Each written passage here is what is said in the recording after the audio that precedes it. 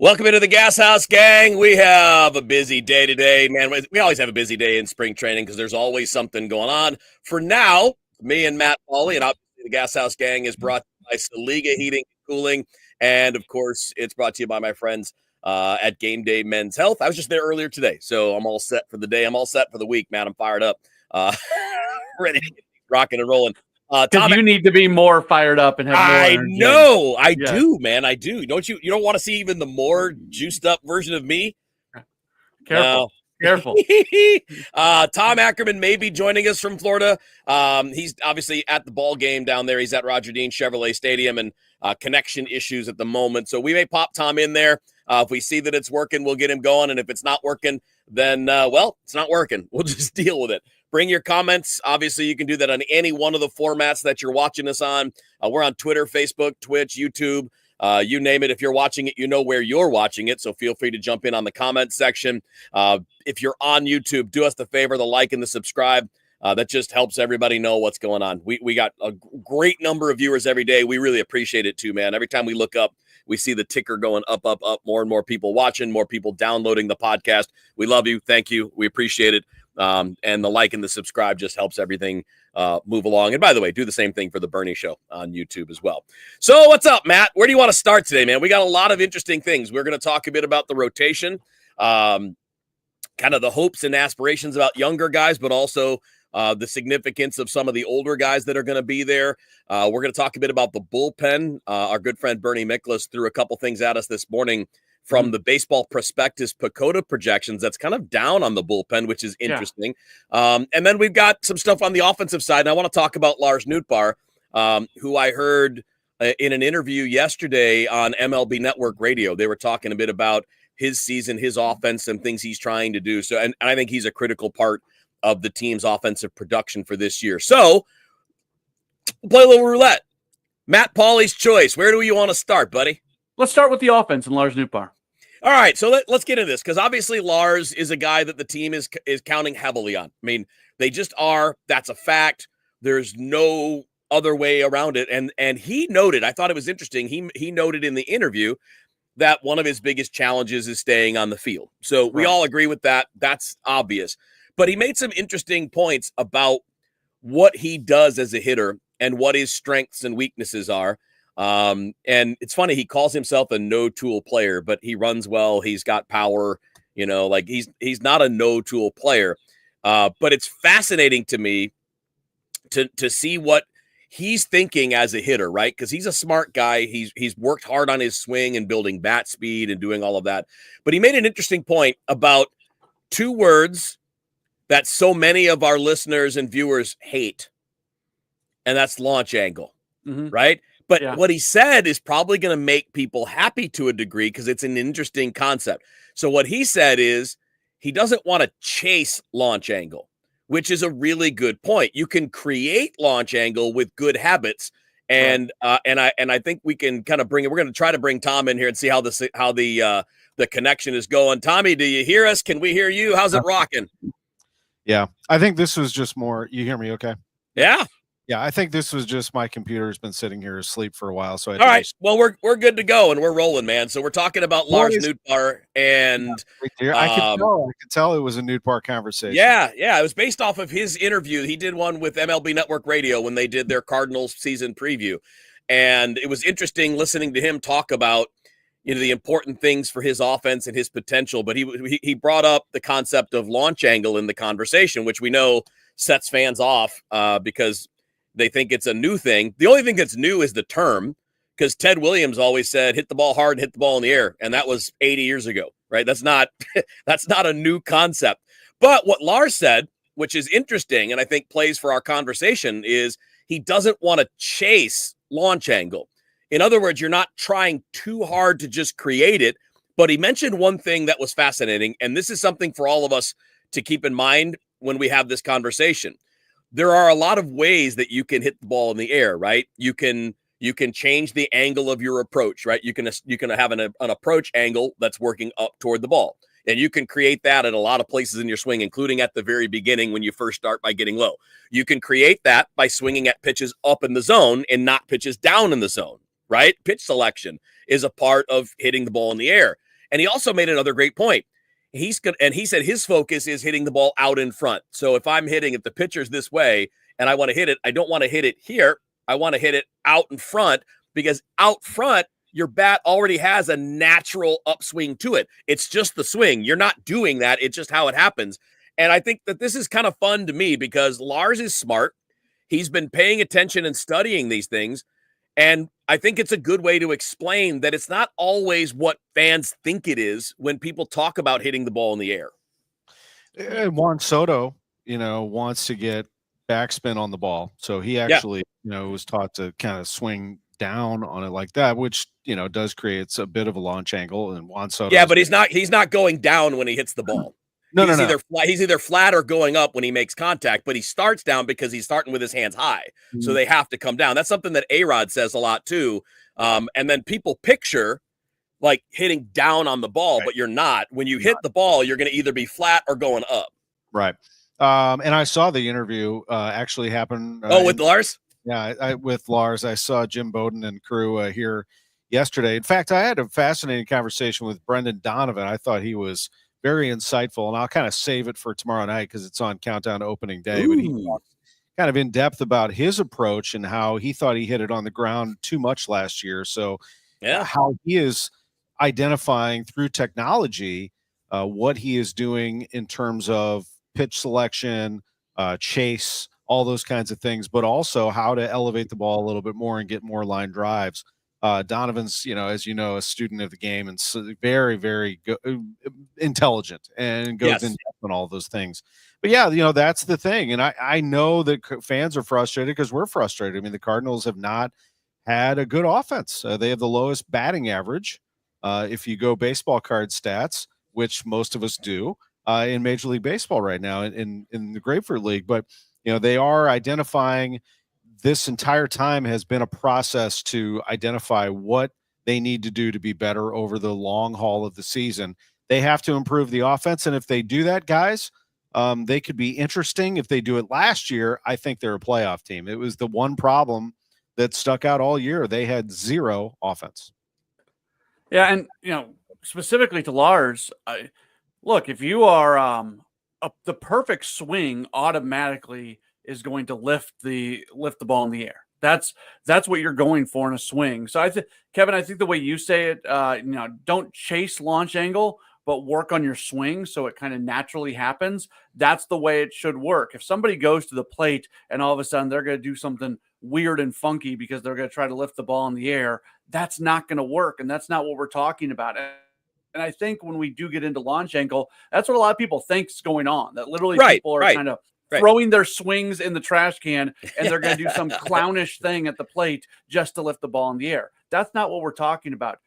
Launch angle is a result of a really good swing. Yeah, and I think that's the reason I want to bring this up because, we get a lot of reaction from people that are always telling us, don't hit, you should have a level swing. And these are all things that are true, but you still don't want to hit the ball on the ground. Like you have to do any damage at all. You hit the ball in the air, but keep in mind, this is something that every hitting coach teaches. A line drive is in the air. When people say hit it in the air, they don't mean up.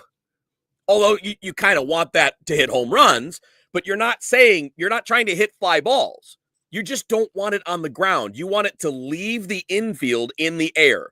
That's what it means. And that's all that it means.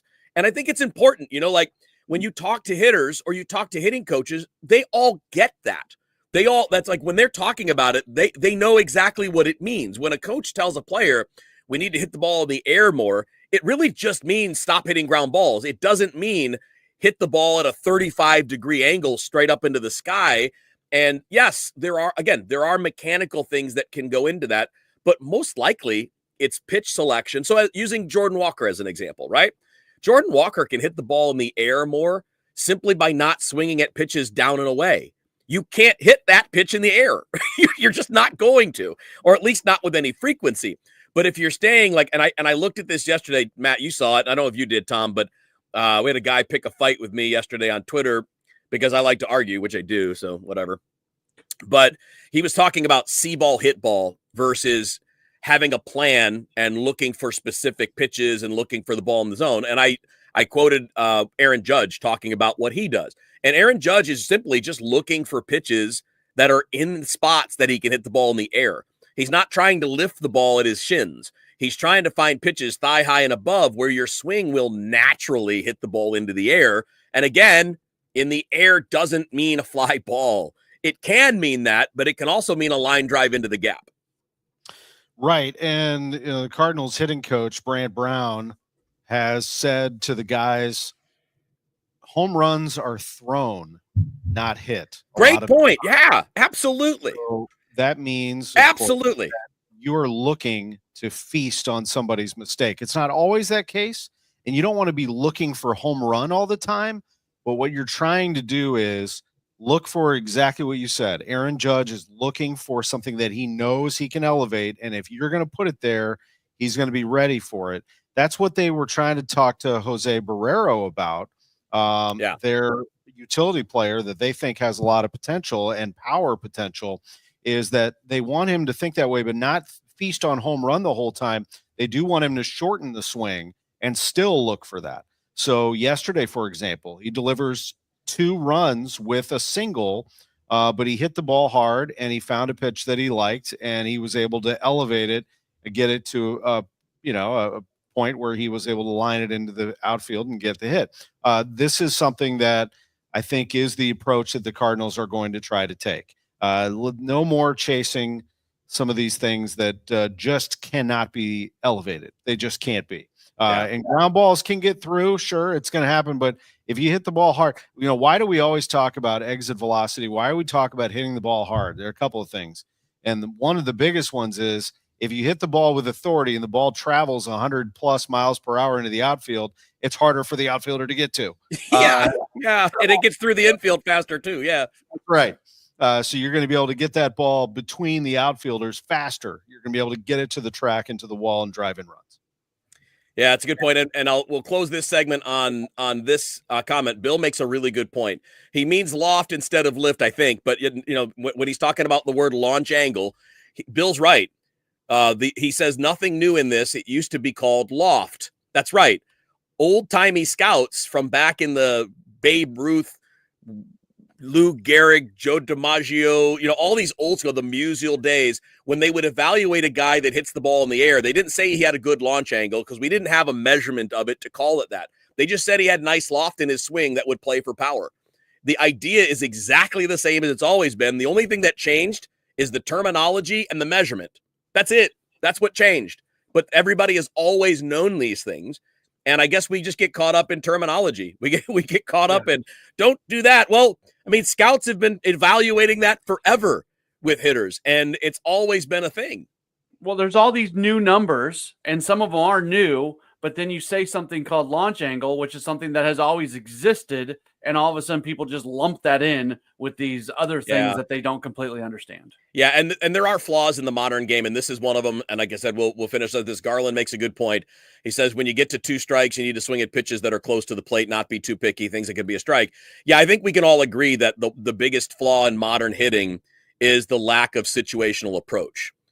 I think that's a fair criticism of modern hitters. Modern hitters are they sell out no matter what the count is. Most of them, not all, right? Like Juan Soto doesn't, Luis Ariz doesn't. There are guys that don't do that, but too many do. And I think that's part of, when you combine pitchers with better and better stuff and more velo with the selling out for power for a lot of guys, even in 2-strike counts, you're going to have a lot of strikeouts. So I think that's a valid criticism. Right? Yeah. Yeah. The idea that maybe in 2 strikes, the goal isn't to hit it over the fence, but just hit it can be okay. But then again, if there's a runner on first and you're not a good runner, I'd rather you strike out than ground into a double play. Yeah. And look, I would actually say I'd rather some guys have a few more strikeouts, not swinging at stuff that they're not going to be able to do anything with. That might happen to be called a strike. Yeah. That's a really good point. All right, we got the 3 crew here. We got Tom, we got Matt, we got Wheels, we've got the Gashouse Gang here on KMOX and all the KMOX social media outlets. Let's shift gears. We planned on talking some rotation, and again, speaking of that MLB Network camp preview, Tom, that you witnessed with Noot, they also had a really interesting conversation with Miles Mikolas. And Miles was asked about just kind of last year under contract, trade rumors, what that could mean. And he actually made a really interesting point that he and others will evaluate things as the season goes along, right? Like, he really likes being a Cardinal. He loves the whole connection to his hometown of Jupiter. Like, he really likes all that, but he is in the last year of a deal. And he did kind of make it sound like if there was a real contender later and things were going that way, he might be open to the idea. But he made an interesting point that if he and Fetty and Helsley and Matz and the guys that we're talking about as the potential trade pieces, if they're actually pitching well enough to be in demand in the trade market, the team's probably pretty good. Yes, I think you have to think that part first. I think you got to think about what's best to help the Cardinals get to the playoffs. If you're a player, if you're a fan, or fan or media, let's just enjoy the game, but also be realistic in our expectations for this team and think about what they might be able to do at the trade deadline. If you're a player, if you're Miles Michaelis, what can I do to be better last year, and how do I get this team into the playoffs? And if he ends up pitching well, then they're going to be a lot better because he wasn't all that great last year. If he's not good, I do think that they have some decisions that they have to make. They could replace him in the rotation, would be one of the more drastic decisions, and you have some candidates there. I mean, Michael McGreevy's going to be sitting there if he doesn't make this rotation out of camp. He's going to be there waiting and probably pitching really well in AAA again. Quinn Matthews will pitch well in AAA, I would assume, and there will be others. I also am still waiting to see what the Yankees and Mets do about their rotation. They both have had eyes, I would think, on the Cardinals situation and would know that Eric Fetty is available. So that could happen here, perhaps in the spring, that the Cardinals could end up losing one of their starters if it's Fetty, and they end up trading him. And so that's going to open up a spot in the rotation. But yes, I'm with you on that. I do think that the Cardinals players know the situation that they are in. But I think that most of them would tell you that if they hit, if there's offense, they're going to be a whole lot better. And I think they believe in this bullpen. In fact, we can do it now or later, but I drew up a 26-man roster.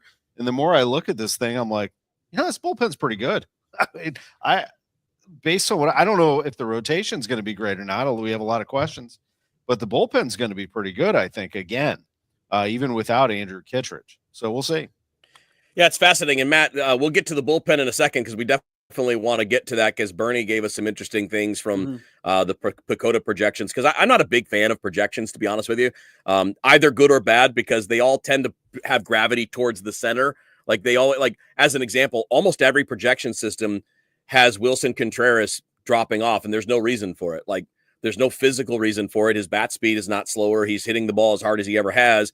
He's been 30% above average as a Cardinal, and these projections all say 15% above average. And that's just, I don't get it, but I know what they're doing. They're basically just age models, and they build the regression, and it's for general population. It's not necessarily specific to each guy. So that makes it a little weird. But I want to finish on the rotation, Matt, with something that you brought up via text this morning when we were kicking around some ideas. I think it's a really important point about these guys here that where I might not want to see Michaelis repeat the last couple years. I might not want to see the same thing with Matt.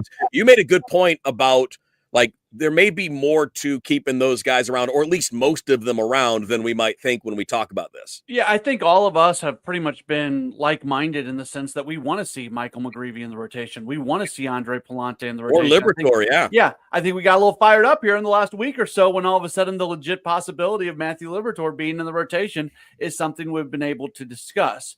But if you take a step back, so again, that's where we're all probably at. But at the same time, I think you can look at Michaelis and I think you look at Matz, and they're both very different cases. With Michaelis, you're paying him a fair amount of money, and that does play into this no matter what you're going to say. But it also, he's in the final year of his contract, so if he doesn't pitch well, you can cut bait fairly early on and just kind of let him go on his way. But he is somebody who's 2 years removed from being an all-star, and he's somebody who has very openly spoken about some of the changes that he's making for this year in terms of pitching approach. I think as the Cardinals, they're probably thinking to themselves, they almost have to give him the opportunity to show whether or not those changes that he's made are actually going to work. And if you just throw him away because you want to get McGreevy or Palante or whoever into the rotation, then maybe you sit there and you lose out on the opportunity to see if it worked. When it comes to Steven Matz, Matz is a perfectly good starting pitcher. He has been that way throughout his entire career, except when he can't stay healthy. Unfortunately for the Cardinals, he has spent much of his time not staying healthy. He had one bad period of pitching before he went to the bullpen a couple of years ago, but then he came back out of that and was the best that he has ever been. So I think there's an assumption that goes along with who Steven Matz is going to be if he can stay healthy. It's a big if. I get it. But at the same time, if he's going to be on the roster. Now, if you can trade him away, this is a completely different story. But if he's on the roster, I think the Cardinals are probably saying to themselves, you have to at least give him the opportunity to start the year in the rotation and see if he can be the guy that you thought you were signing 3+ years ago. If he ends up getting hurt, well, then maybe he comes back in the bullpen. Maybe he doesn't come back at all, whatever it might be. But I think the reasons that the Cardinals have for having Michaelis and having Matz in the rotation, I don't think they're these bad, terrible thoughts. We might all sit here and say, well, we'd rather see these young guys in there, but it's not a flawed premise on why the Cardinals want to have these guys in the rotation. Well, so far, Michaelis is just about to close out 2 innings. He's given up 2 hits. He's thrown 27 pitches, 19 strikes. He is a strike thrower after all, and that's a whole bunch of strikes. And he's done pretty well with the lineup. He was able in the first inning to get a line out, a single, a fly out, a line out. So they're making contact, but he's getting the outs, and these are pretty ferocious hitters. Lindor, Soto, Alonso are the first 3 that you face. And then he got Marte to strike out, and he got a ground out for Torrens, so that's a little bit better. He's starting to get his legs under him, I guess, and get some rhythm going. But my point is this. Back to Pacoda for a second. I every time I hear Pacoda, I don't know, this isn't fair, of course, but I think of them picking the Braves going 82-80, and then they win the World Series, and finishing in 4th place. But projections are what they are. Real life is that, the brain does learn and you make adjustments. Eric Fetty was not good in 2022. He goes to the KBO in 2023. Right. He ends up being lights out. Now he's back and he's pitching pretty well. So that's interesting. I think, you look at this rotation, and I'll give you my 26 man that I drew up today, kind of piece by piece. So my rotation is actually Gray, Fetty, Michaelis, Palante, and Liberatore. And I'll explain why. The top 4 belong in there. Palante belongs in the rotation. He was their best starter for a while there last year. But as for Liberatore, why not? I mean, if you're going to do it, if your stated goal is to reset and see what you have, why not let Liberatore start and see what you can do with him? And why wouldn't Matz be a good fit for you in a pretty important role? A long man, a swing man, somebody who can pitch multiple innings out of the pen. It might even help him a little bit. It might even give him fewer innings and not as much wear and tear on Steven. That's what I would do in the rotation. And then if Michaelis doesn't get the job done in the first, let's say, month or 2, you can make an adjustment. Yeah, I'm all in on. Look, I don't necessarily want to jettison people because I think Matt makes some good points, and I know that Derek Gould's really big on hammering innings, right? You got to have coverage for innings because if you leave yourself too short by trading too many people or cutting bait with too many people, now you're scrambling and you're putting innings on people that aren't ready to pitch in the major leagues, and it can get really ugly. So I understand all that. I tend to agree with you, Tom. I would rather start the year with Liberatore getting that full shot, because if you don't do it to start, you're not going to do it later, because that's going to mean sending him down for 4, 5, 6 weeks to get built up. And now you're missing him both in the rotation and in the bullpen, which is a double hit to the team. And I think that I struggle with some of the back and forth on it, because again, everything that we don't learn this year is a question for next year. Right. And we, when this whole thing has been branded as a reset, I know that's changed and I get it. But like, if the idea here is And I know it doesn't have to happen on opening day, so I want to be clear. I'm not saying it has to happen on opening day, but you got to get like 15, 20 starts this year from McGreevy to know if you can count on him next year. And if you think Liberatore is a starter, he's got to make 15 or 20 starts at least this year for you to know what he might be for next year. 8 starts ain't going to cut it. 10 starts isn't going to tell you enough. You're going to enter next year with the same questions that you have now. And all of these guys are free agents at the end of the year. So it doesn't have to be opening day. I want to be very clear about that. But at some point, pretty fast, you got to make decisions. If you're going to learn what you need to about the young guys that you are I'm talking to the team. If you're very high on these guys, you got to know what you have before 2026. Yeah. I mean, I am, I'm all for that. And I think, again, if they were to trade Fetty, that could open the door for McGreevy. Then I would put McGreevy in the rotation with those other 4. So then it would look like Gray, Michaelis, Palante, Liberatore, McGreevy to start the year. That's somewhat enticing to me. I mean, I want to see those guys, but probably not unless again, if that's happening by June, it's okay. Yeah. You know? Probably not what they're going to do. They're probably going to start Matz in the rotation and I would think, bullpen, and they're going to stay conservative on that and not take the gamble. But I think that's what I would end up doing. And then, my bullpen, let me pull it up for you. My bullpen has 3 lefties and 5 righties. I have Matz in the bullpen with King, who's locked down a lefty specialist, and of course, one of your late inning guys in Romero. And then my right-handed relievers are Helsley, obviously, the closer, Riley O'Brien, Gordon Graceffo, Chris Roycroft is one of those, and Ryan Fernandez. So that's 8 relievers, 5 starters, 13-man pitching staff. Who did I leave out of there? I left Leahy out. I left Nick Anderson out. But other than that, who did I leave out? I mean, by the way, Mosqueda, who had been pitching for them out of the pen, got you saw this already, reassigned today, as did J.J. Weatherholt. But anyway, they have some injuries as well. They also have what's going to end up being a pretty good rotation at AAA. Anyway. Yeah, we'll see how that plays out. It's Tom Ackerman, Matt Pauley, Kevin Wheeler with you on the Gashouse Gang. Let's go a little further on the bullpen because I think that's interesting. We're talking about and Bernie sent us via text, and maybe with tomorrow when Bernie's on tomorrow, we'll dive into this a little more. But he was talking about the PECOTA projections again being a little down on the Cardinals bullpen. I don't share that.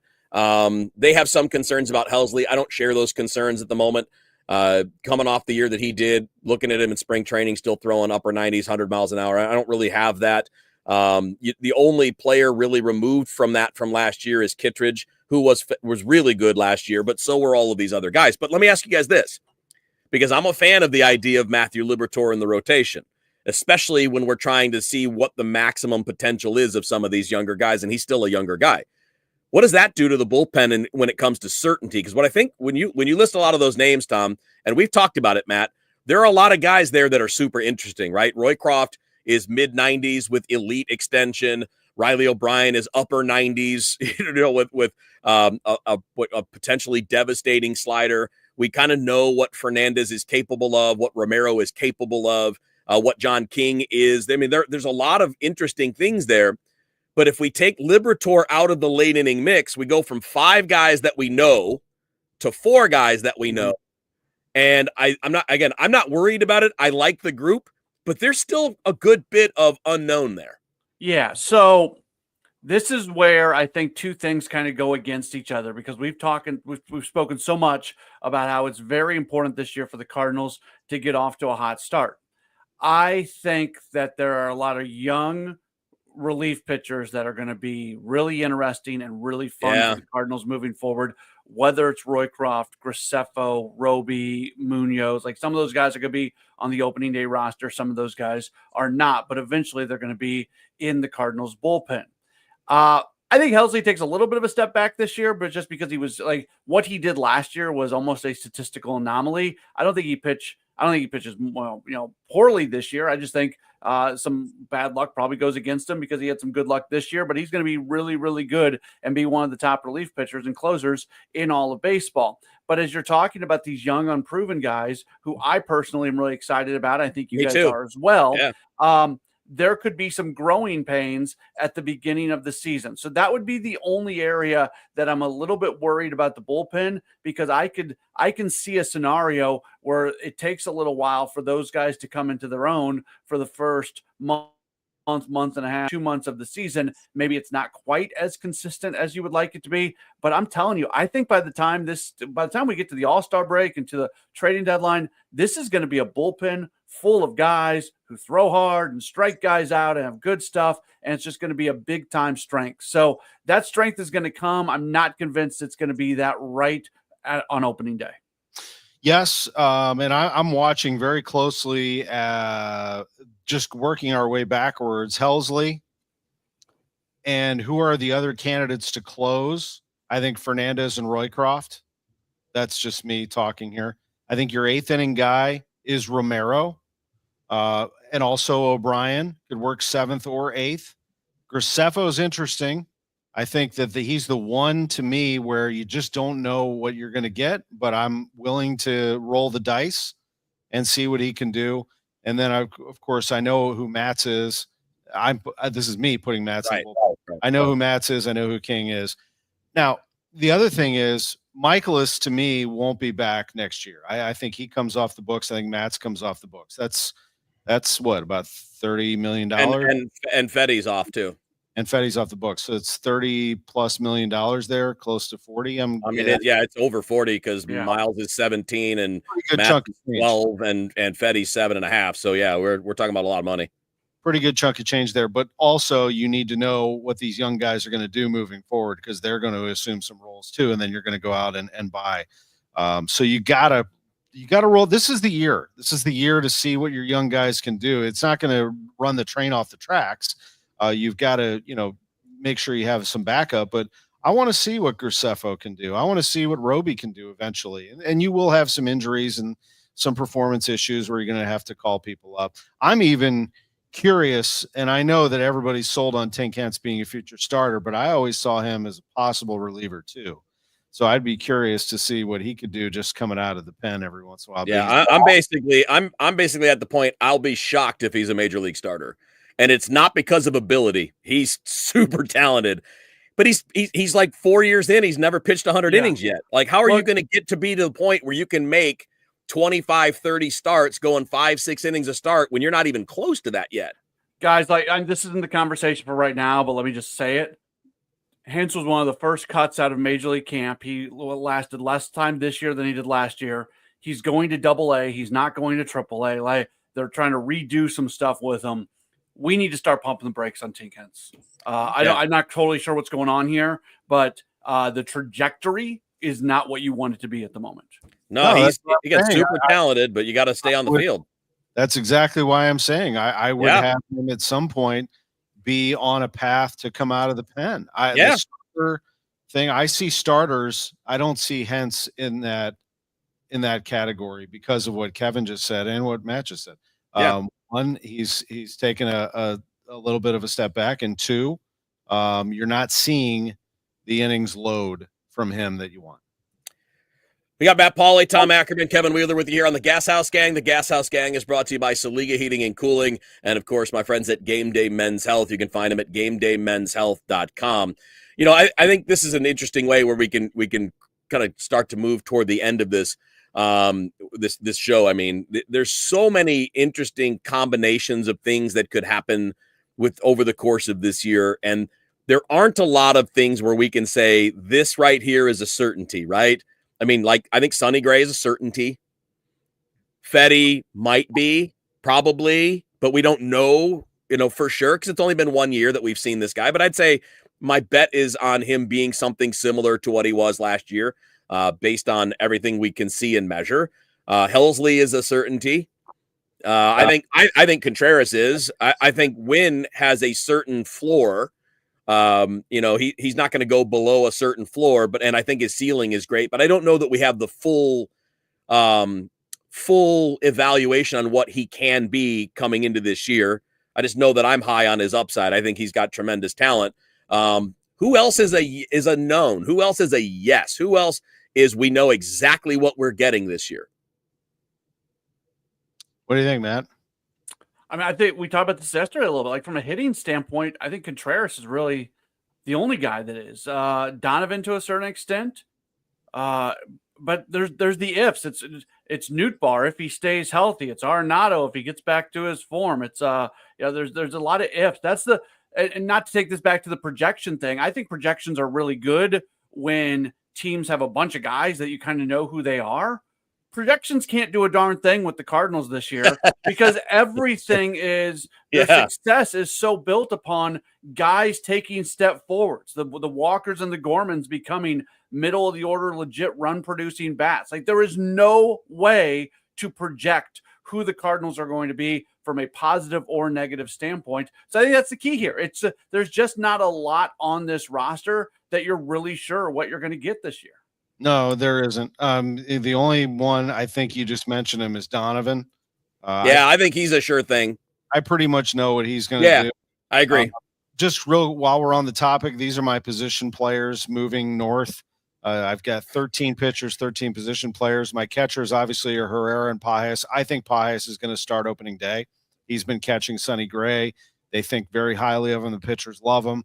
I know Herrera is the better bat, but I think they're willing to put Pages in there as the starting catcher. That is my gut feeling at this point.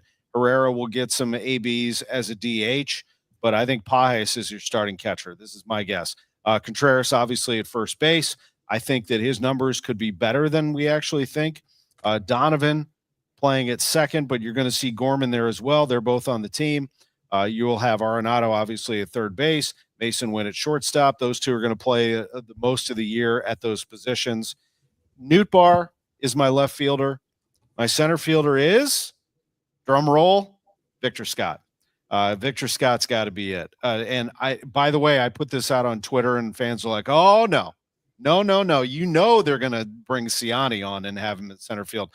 I think it's interesting, and I think it will come down to the wire here between those two.